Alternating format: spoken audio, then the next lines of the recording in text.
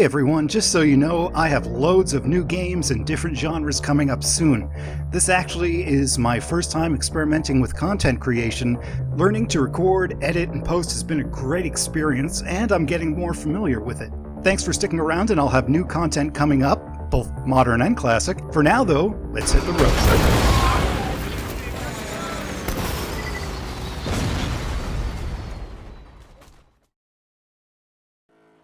The Xbox 360 launched in a unique position.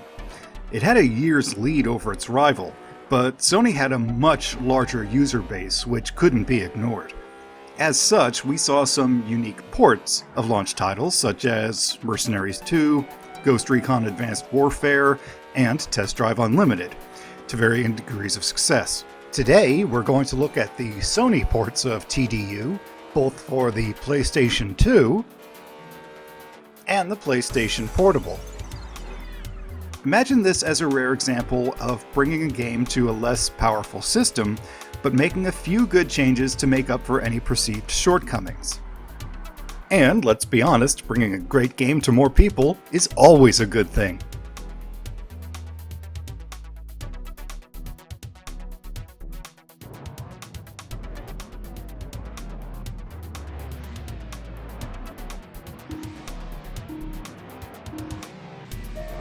Now, porting games between systems is nothing new. Since the earliest days of arcades and home computers, we've seen full-fat titles shrunk down to more limited hardware. In some cases, this has been successful, but by and large, if you mention the term port to any old-school or hardcore gamer, you might bristle a few feathers. It's the nature of the beast, honestly. You might have millions of people with an NES or a Commodore or a PlayStation 2, but those systems didn't have the performance to match their big boy, but more distribution-limited gaming systems. As such, we've seen, say in modern times, a plethora of Nintendo Wii titles promising to bring Call of Duty action to the family kiddies, but in actual fact they were left with a sloppy hollow shell of what was once a blockbuster title. Thankfully, clever developers have always found effective ways to modify or adjust games to different hardware, as we've seen more recently, for example, in the Nintendo Switch, getting seemingly impossible versions of, say, The Witcher 3 or the modern Doom titles. Atari Melbourne House, bringing Test Drive Unlimited to Sony's platforms back in 2007, was one such example.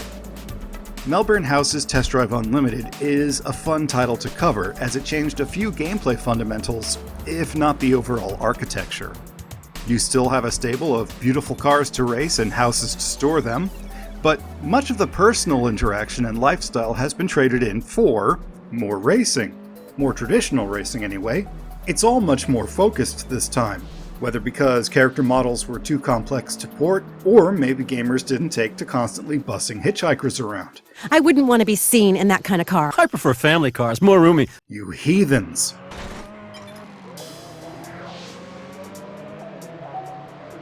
Either way, on purpose or by compromise, Test Drive Unlimited here has upped its racing events. You still have individual or solo events dotted throughout the island, with competitive racing, time, and speed trials accounted for, but you now have additional tournaments and clubs to enter as well. These will restrict your vehicle to a certain type or class throughout the tournament ladder, but once finished will usually reward you with a new car or free upgrade as well as new events. In fact, the Sony ports tend to reward you with new rides often enough that you probably can focus your money on late game antics and let your wins fill the garage for you. It's a marked departure from the original game design, which may appeal to less patient gamers. As a fun side note, Melbourne House allowed developers and playtesters to add their names to some of the racing clubs, which I thought was a nice and thoughtful detail. Now, as far as the actual lineup goes, the Sony ports make a fairly good showing here, even if some unfortunate cuts were made. Motorcycles are gone, which was expected. I don't think they were a huge draw at the time, even if I really liked them. But this time Ferrari also bowed out, probably due to licensing issues, which is always a loss. At least a few DLC cars from the original release made it here. The PlayStation 2 version keeps interiors, which is cool, and both versions drive just fine. perhaps the coolest bit of content that was kept in was the online connectivity. Again, it may not be available now, but the fact that a port of an open-world racing game offered multiplayer gaming on systems that rarely even had first-party online multiplayer was super impressive. Now, in terms of graphics, obviously the textures and details have been scaled back, but it's still an impressive title for 6th-generation systems. The grass and groundwork suffer here, but greenery and distance details look surprisingly lush, at least on the PS2. The PSP port is more crude by comparison, with geometric complexity being lost not just in the tree line, but the road as well. But when viewed on a portable screen as it was originally meant, it actually looks quite decent. An entire island in your pocket may not be impressive by 2021 smart device standards, but for the humble PlayStation Portable back in its day, kudos to Melbourne House.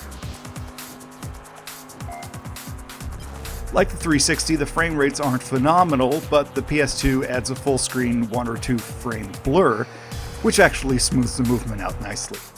The rolling weather is sadly gone, but it is replaced with 3 distinct skyboxes, which rotate out on exiting buildings or launching the game.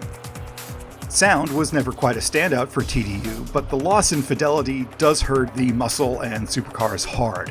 It's sort of the Gran Turismo effect, with most cars sounding kinda bland, but the original playlist is still completely there in its entirety, and a whole new list of in-house beats have been added, so you'll always have something to drive to.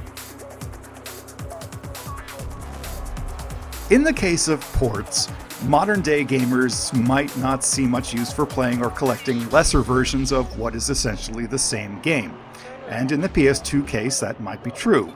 A few unique cars or DLC don't really sell the fact that you can buy the PC version for cheap, or get a used 360 off of eBay if you need to scratch that itch.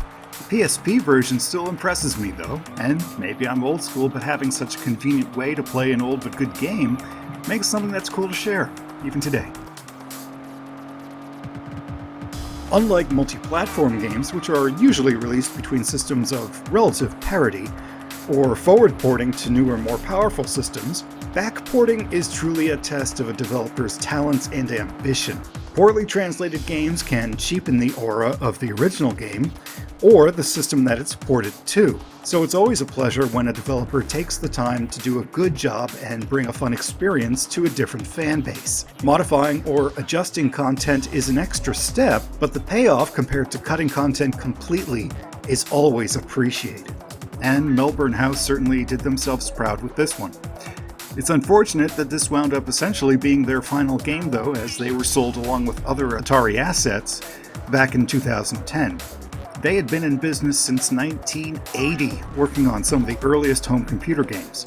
In 1982, they developed a popular text adventure, The Hobbit, and later went on to such standouts as the SNES version of Shadowrun, Le Mans 24 Hours for Dreamcast, and Nightshade for the NES, which was just made available through Nintendo Switch Online.